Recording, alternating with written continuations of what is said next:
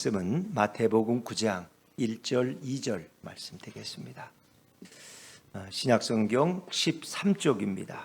마태복음 9장 1절과 2절 두 절 말씀 되겠습니다. 마태복음 9장 1절과 2절을 저와 여러분이 한 목소리로 같이 읽도록 하겠습니다. 시작. 예수께서 배에 오르사 건너가 본 동네에 이르시니 침상에 누운 중풍병자를 사람들이 데리고 오거늘 예수께서 그들의 믿음을 보시고 중풍병자에게 이르시되 작은 자야 안심하라 내 죄 사함을 받았느니라. 아멘. 아멘. 할렐루야. 네, 오늘도 이른 아침 은혜의 주일에 은혜의 자리에 나오신 여러분들 환영하고 축복합니다. 또 이제 추석을 또 이제 며칠 앞두고 있는 설레이는 마음으로 예배드리는 한가위 주일입니다. 오늘 예배를 비롯해서 또 한 주간의 삶이 주님 앞에서 살아가는 그런 또 예배와 같은 명절이 되었으면 좋겠다 생각이 듭니다. 또 여러분의 명절이 정말 주님과 함께 동행하는 행복하고 정말 기쁨이 충만한 그런 명절이 되기를 바랍니다. 우리 좌우의 분들에게도 이렇게 한번 인사하시죠.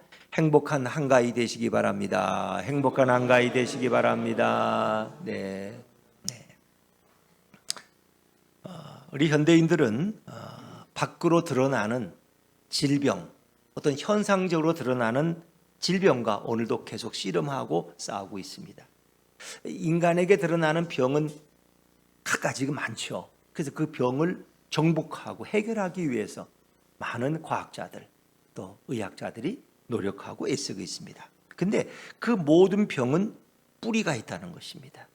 현상적으로 드러나는 병과 실제 그 병을 일으키는 원인, 그 뿌리는 다를 수가 있습니다. 근데 사람들은 그 뿌리가 무엇인지 잘 알지를 못합니다. 그래서 한의학에서는 모든 병의 뿌리가 어디에 있다 그래요? 마음에 있다 그래요. 마음을 다스려야 된다. 마음을 편안하게 가져라. 마음을 불안하게 하지 말아라. 분노를 표출하지 말아라. 실제 마음에 대한 얘기는 뭐 한의학에서나 또 성경에서도 마찬가지예요. 잠언 4장 24절에 보면 예전 번역으로 그래요. 무릇 지킬 만한 것보다 더욱 뭘 지켜요? 내 마음을 지키라. 우리가 마음이 흔들리면 모든 게 다 흔들린다. 그러니까 마음을 굳건히 잡으라. 마음의 중심을 지켜라. 뭐 그런 얘기는 성경도 하고 있어요. 그래서 마음을 다스려야 병을 다스릴 수 있다. 그러니까 실제 똑같은 약을 먹고 똑같은 치료를 받아도 마음이 평안한 사람의 자세와 마음이 불안하고 막 울분이 넘치는 사람이 결과는 다르다는 것입니다. 그래서 우리가 병의 치료에 마음이 너무 중요하다는 걸 부인할 사람은 아무도 없어요. 이것은 양약, 현대의학에서도 마찬가지예요. 결국 질병은 마음과 매우 밀접한 관계를 가지고 있다는 것입니다. 모든 정신의학에서는 모든 질병의 원인을 또 뭐라고 봐요? 요즘에는 뭘 받지 말라 그래요? 스트레스 받지 말라. 병원에 가면 스트레스 받지 마세요. 두통이 너무 스트레스 받지 말라. 모든 병이 스트레스에서 온다는 거예요. 스트레스가 너무 지나치면 요즘 이렇게 불행한 길을 선택하는 사람들 많잖아요. 너무 안타까운 죽음들. 그렇죠? 그 다 스트레스에서 오는 거예요. 스트레스에서. 뭐 공무원이라 그러면 민원인으로부터 오는 스트레스. 그렇죠? 교사라고 하면 학생인가 부모들로부터 오는 스트레스. 군인이라고 하면 상관으로부터 오는 스트레스. 뭐 마찬가지. 이 스트레스가 모든 만병의 원인이라는 것입니다. 지금도 인간들은 이 모든 질병의 원인을 열심히 찾고 있습니다.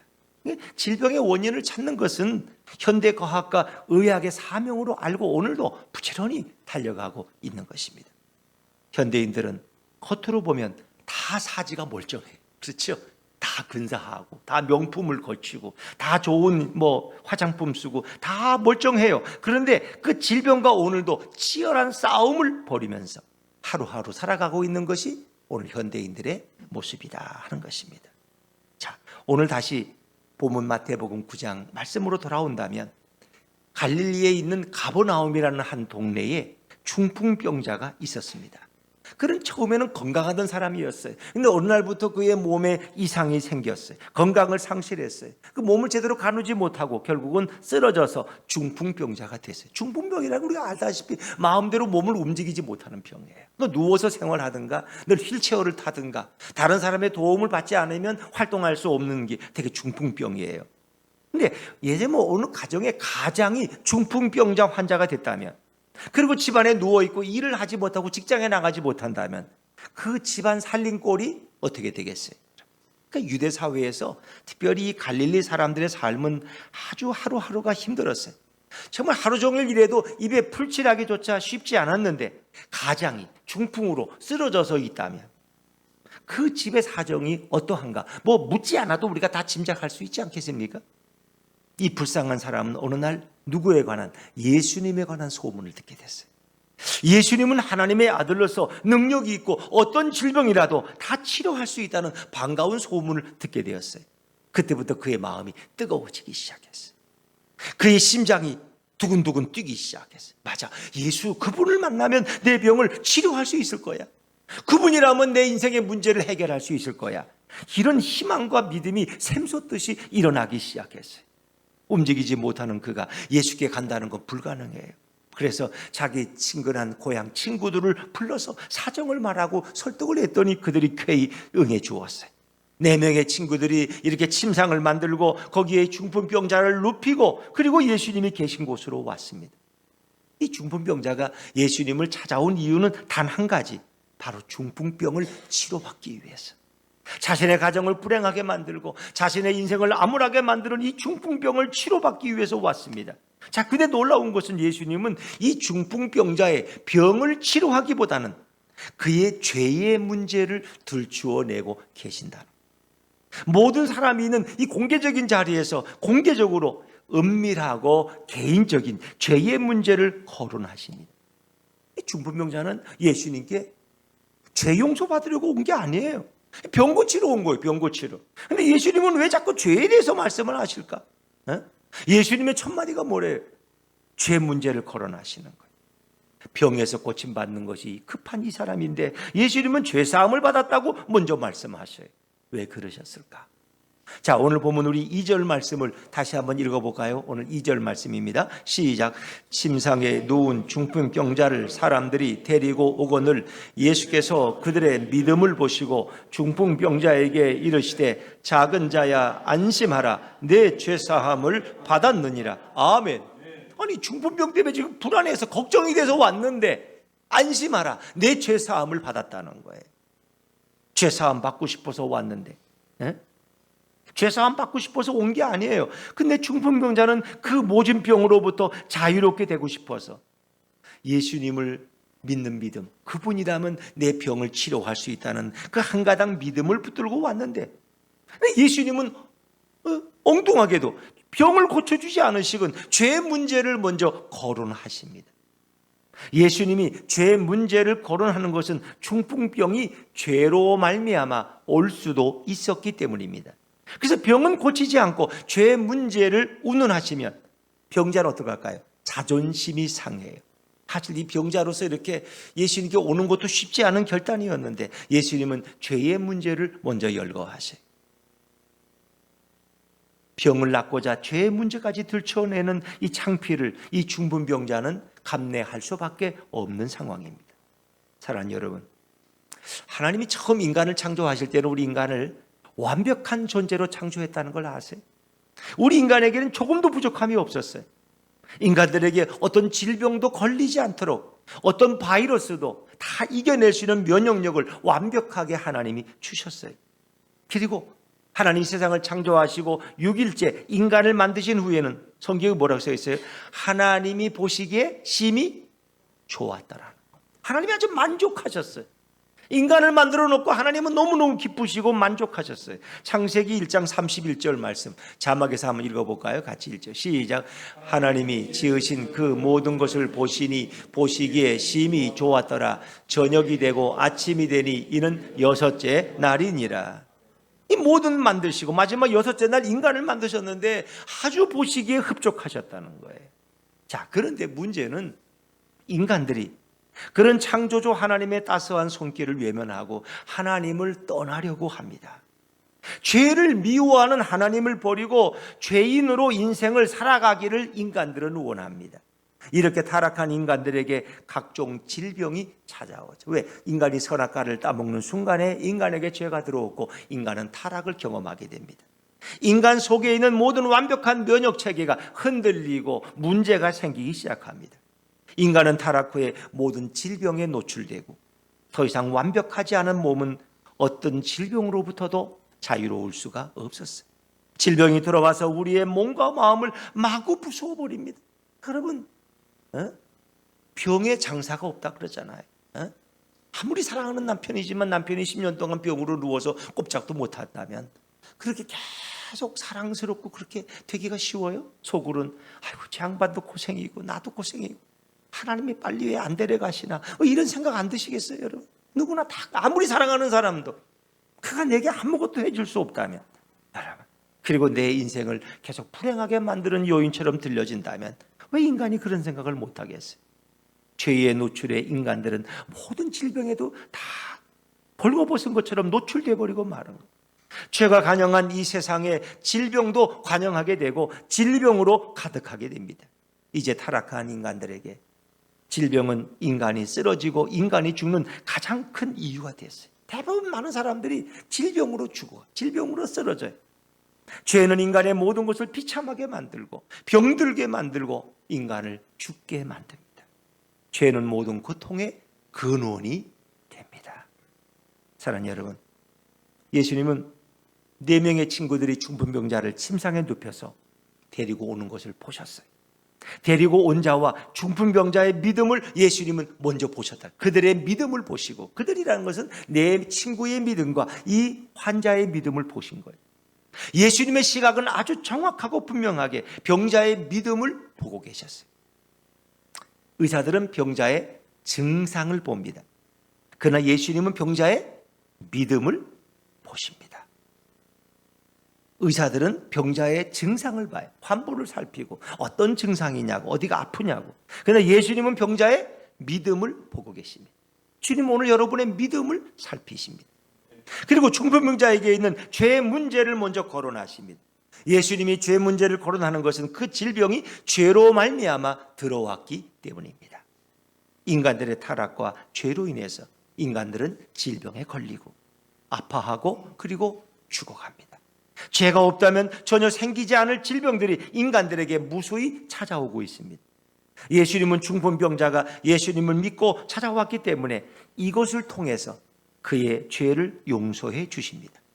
중풍병자에게 죄의 문제가 병의 근원이 되었고 죄의 문제가 중풍병을 일으켰기 때문에 예수님은 먼저 중풍병자의 죄를 먼저 용서해 주십니다. 중풍병자가 예수님께 찾아와서 자신의 질병을 고쳐달라고 했지만 예수님은 그 질병의 근원, 뿌리를 먼저 치료해 주십니다. 병의 뿌리는 바로 죄에 있었다는 것입니다. 왜냐하면 중풍병자도 자신의 가장 심각한 죄의 문제를 깨닫지 못하고 있었기 때문입니다.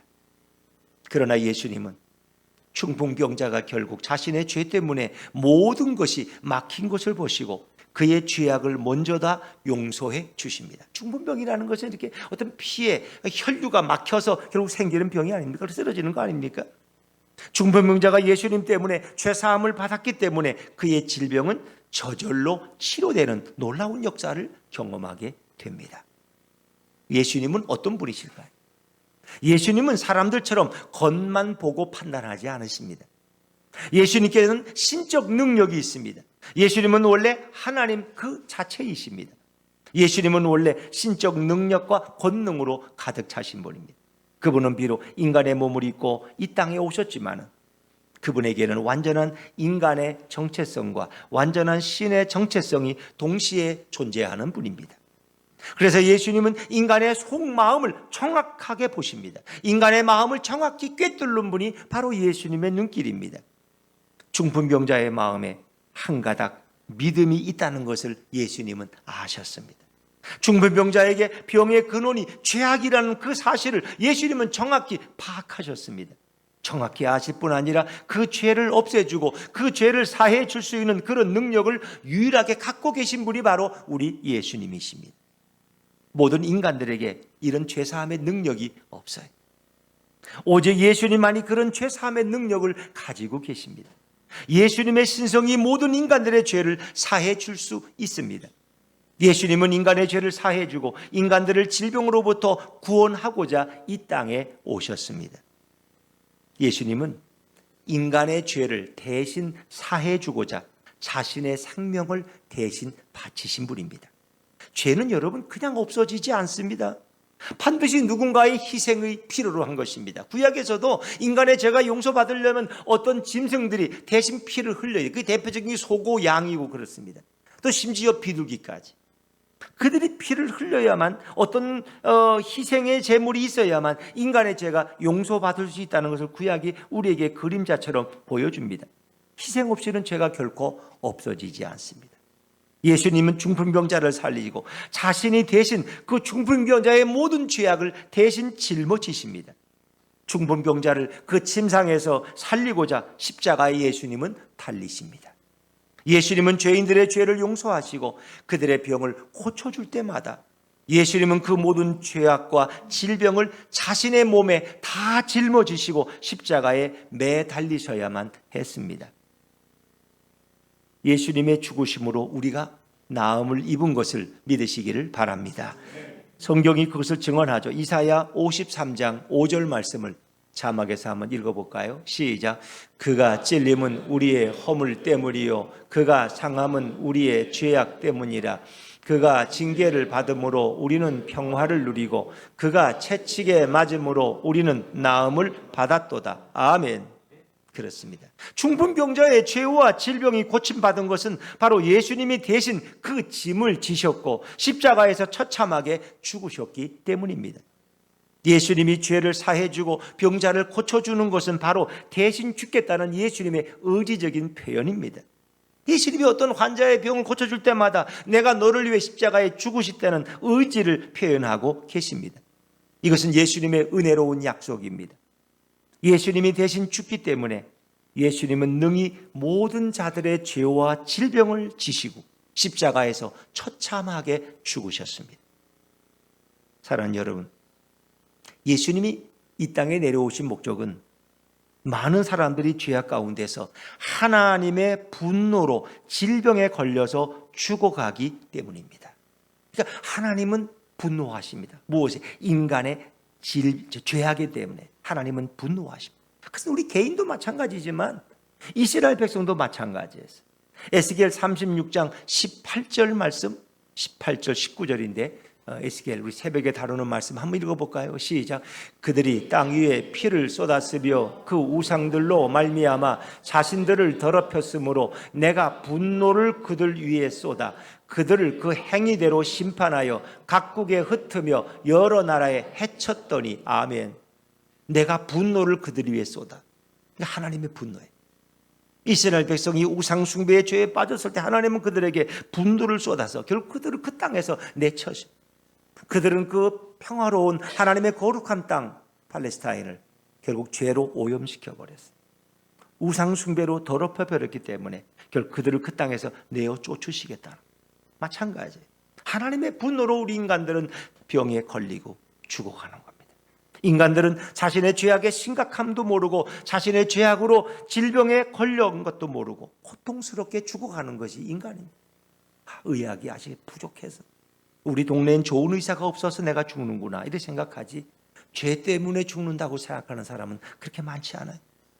예수님은 모든 인간들의 죄악을 사해 주시고 모든 인간들의 연약한 질병을 고쳐주기 위해서 이 땅에 오신 분입니다.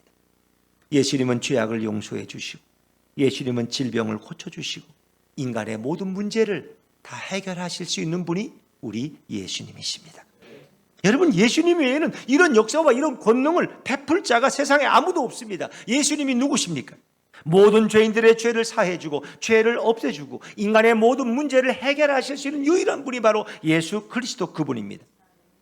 예수님은 누구십니까? 모든 인간들을 질병과 죽음에서 건져주실 수 있는 분, 그들을 고쳐줄 수 있는 유일한 분이 바로 예수님.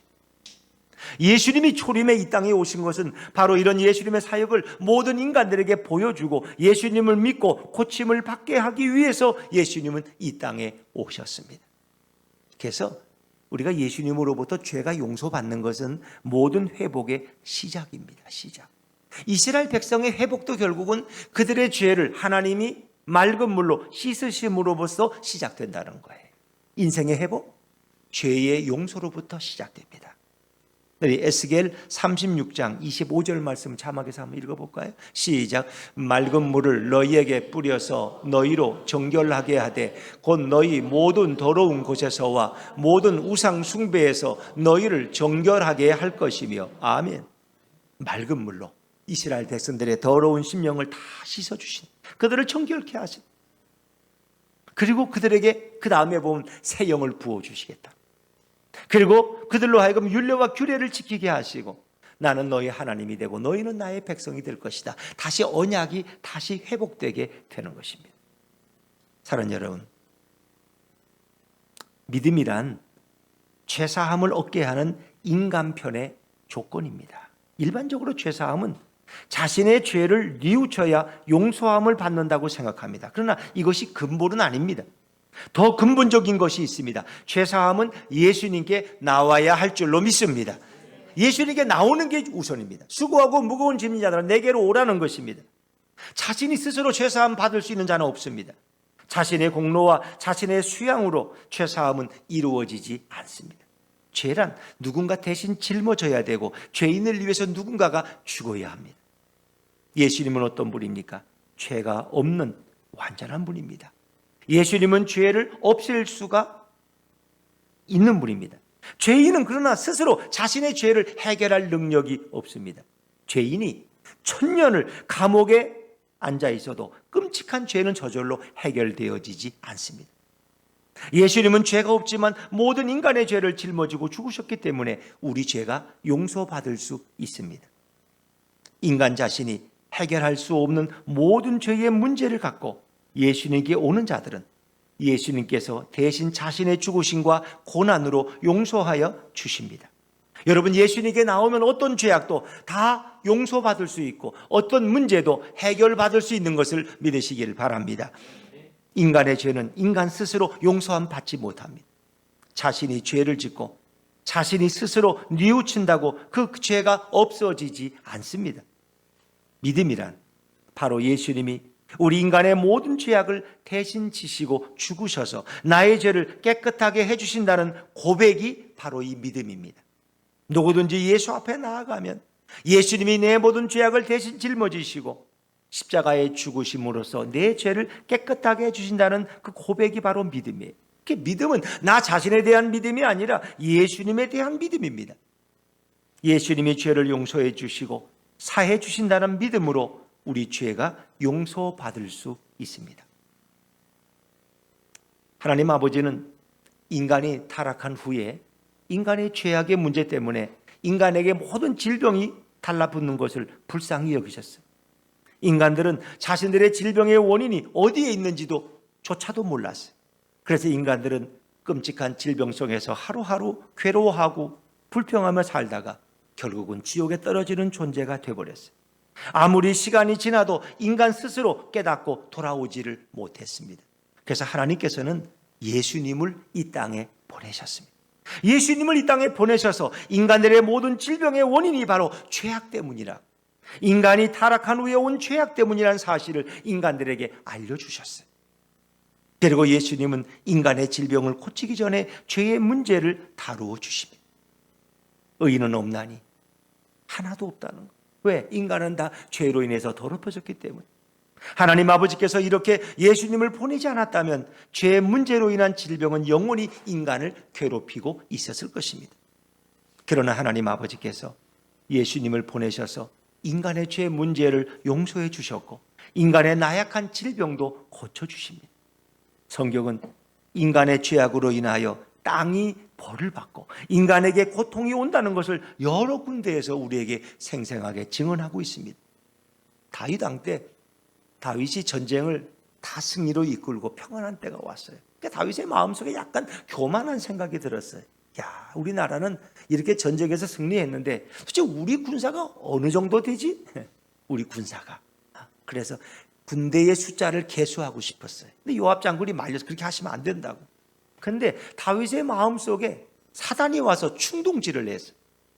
우리 이스라엘이 이렇게 전쟁에 능하고 잘 싸우는데 군대의 숫자는 알아야지, 왕이. 그래서 인구조사를 결국은 명령하게 됐어요. 하나님이 그걸 싫어하셨어요. 왜? 이렇게 인구가 많고 군대 숫자가 많으면 사람은 뭘 의지해요? 숫자를 의지하는 거예요. 내가 이렇게 군대가 많으니까 내가 이제 걱정 없구나. 하나님을 의지하자. 하나님이 이 나라를 지켜준 것이 아니라 이 많은 군대가 지켜줄 걸로 사람들은 착각하게 되어 있는 거예요. 그래서 하나님이 결국은 어떻게 했어요?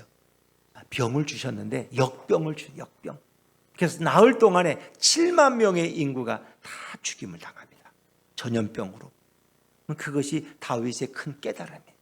그가 전쟁에 의한 건 여러 가지가 있지만, 기근에 의한 거 있지만, 그는 하나님의 손에서 이 심판당하기를 원했기 때문에 결국 역병으로 인해서 7만 명의 국민들이 희생을 당하고 말아요. 우리가 지난주도 살펴봤지만 엘리야 예언자가 활동할 때 그 아합 왕과 이세벨을 중심으로 온 이스라엘이 우상 숭배에 빠졌기 때문에 결국 뭐예요? 3년 6개월 동안 그 땅에 비가 오지 않았어요. 그래서 왕이고 대신들이고 물을 찾으러 다니는 게 하루 일과야. 3년 6개월 동안 비가 오지 않았어요. 그래서 다시 갈멜산에서 여호와의 제단이 쌓여지고 거기에 제사가 드려지고 하나님이 영광을 받으시고 불이 임할 때 결국 어떻게 해요? 다시 비가 내리기 시작했어요. 여러분, 하나님께서는 이런 문제를 해결하기 위해서 예수님을 이 땅에 보내신 것입니다. 이 중풍병자를 한번 생각해 봅시다. 중풍병자는 자신의 모진 질병으로부터 고침을 받고 싶어서 예수님을 찾아왔습니다. 그런데 예수님은 그 질병의 뿌리요 모든 인간의 약함의 근원인 죄악을 먼저 사해 주십니다. 질병만 고침을 받고 영원한 지옥으로도 떨어질 수 있어요. 몸은 건강해도 지옥에 들어갈 수 있어요. 그러나 예수님은 몸을 고쳐주기 전에 영혼을 먼저 치료해 주셨습니다.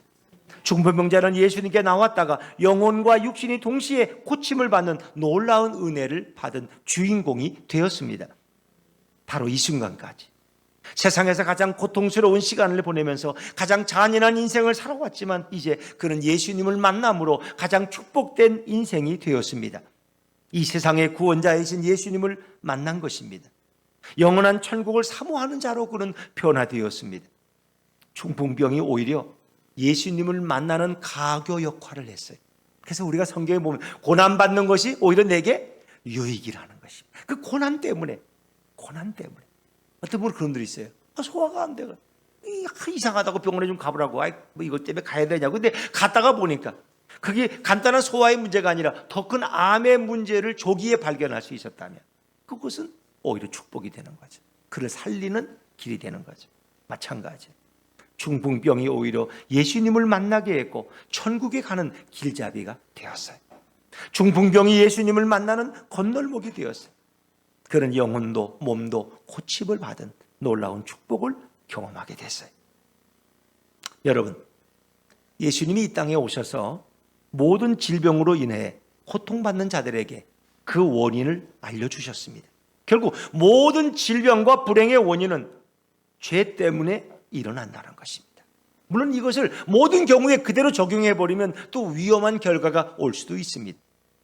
왜냐하면 성경에는 병에 대해서 다양한 원인을 제공하고 있기 때문입니다. 예를 들면 요한복음 9장에서 예수님과 제 아들이 길을 가다가 나면서부터 보지 못하는 소경된 사람을 만났어요. 제 아들이 수근거려요. 아니 저 사람이 나면서부터 저 사람은 눈을 보지 못한대요. 눈을 뜨지 못한대요. 저게 본인의 죄입니까? 이 어린아이가 무슨 죄가 있어서 보지 못하게 태어났어요. 그 어른의 그런 부모의 죄 때문에 그 아이가 보지 못하는 겁니까?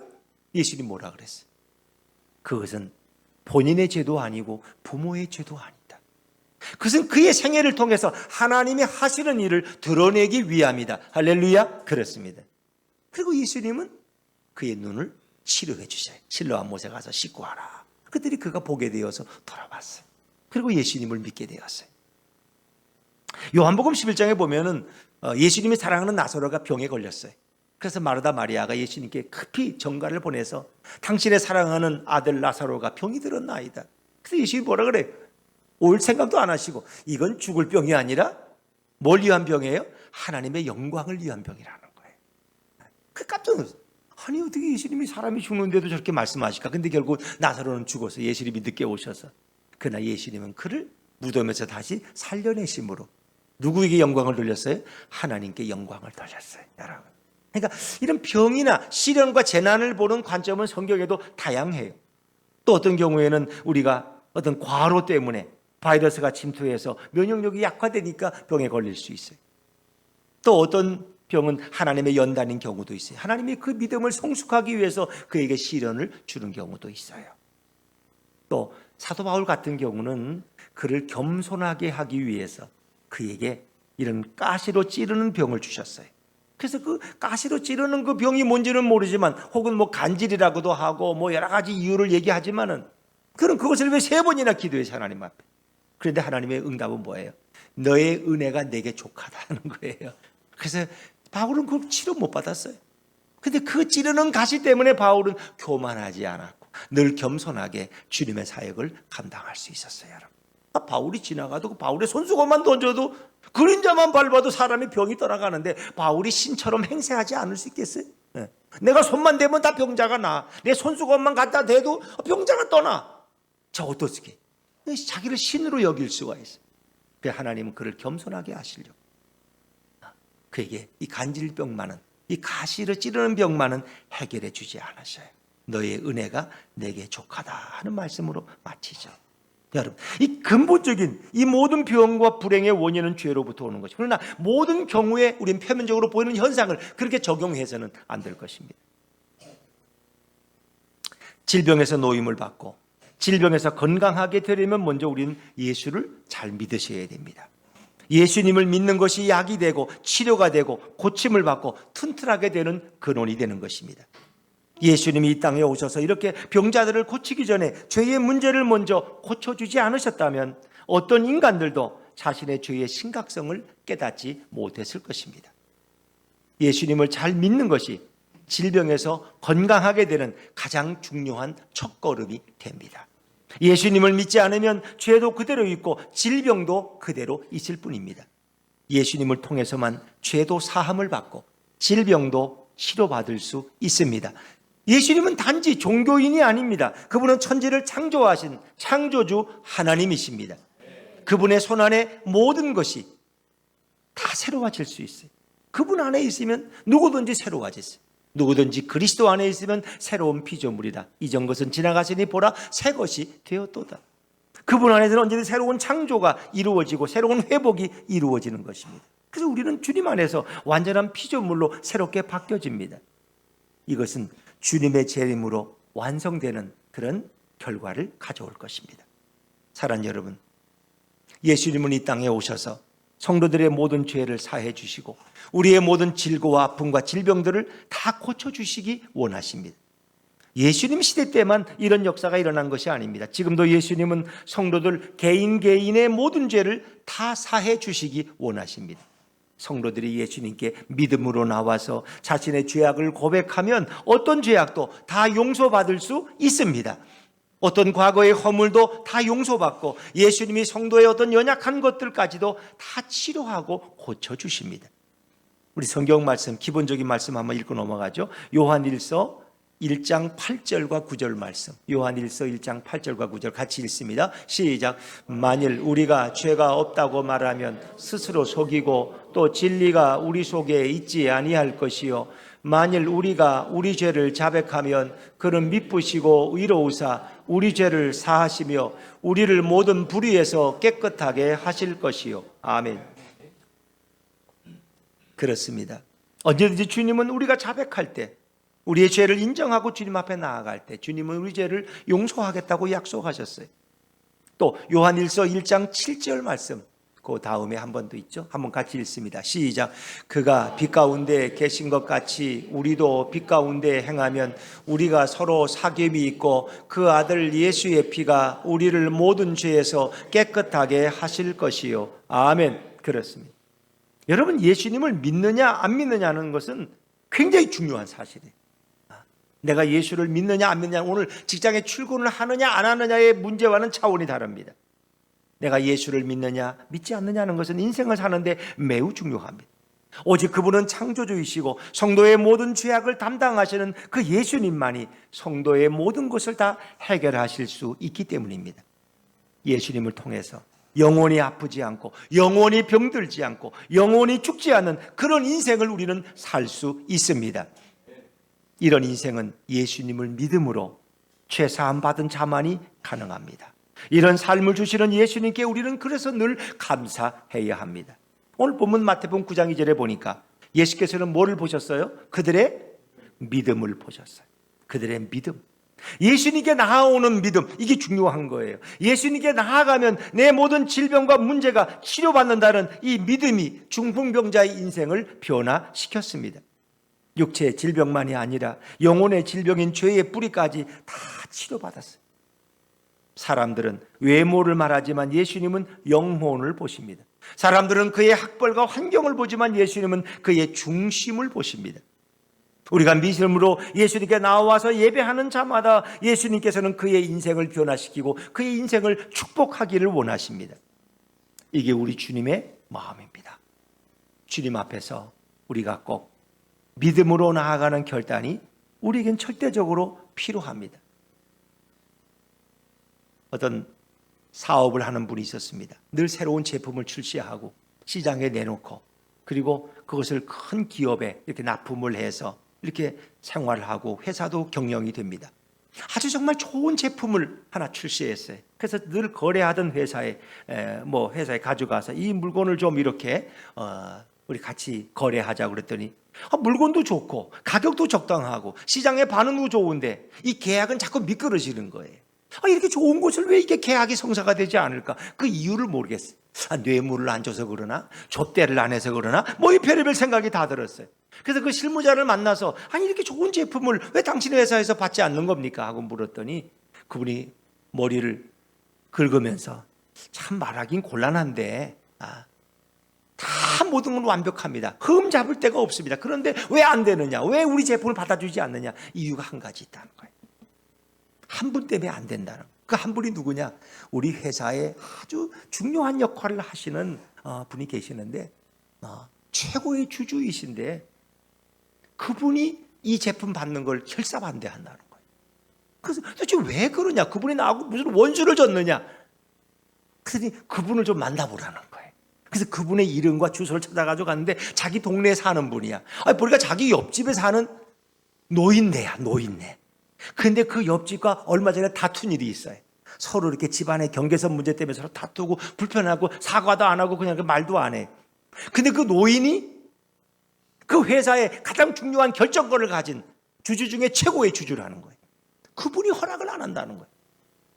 그래서 이 사업하는 분이 할 수 없이 그 노인을 찾아가서 자기의 잘못을 사과하고 용서를 빌고 그랬더니 그 다음에 그 문제가 해결되었다면, 물론 이것은 제가 지어낸 얘기입니다.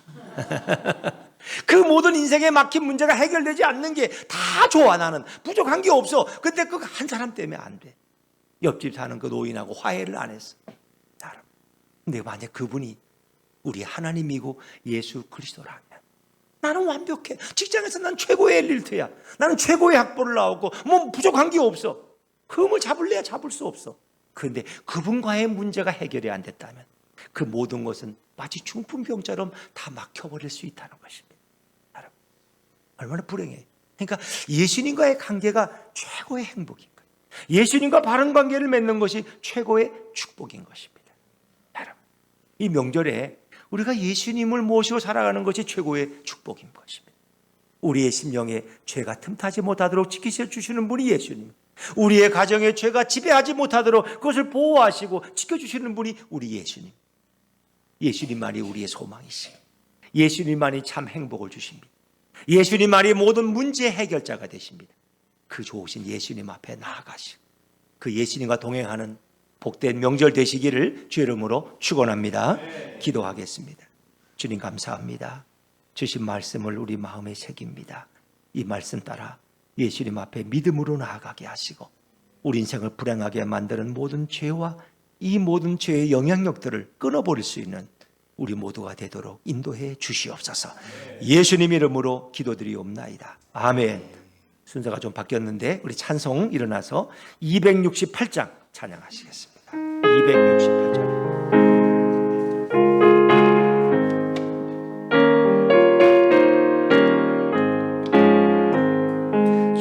예수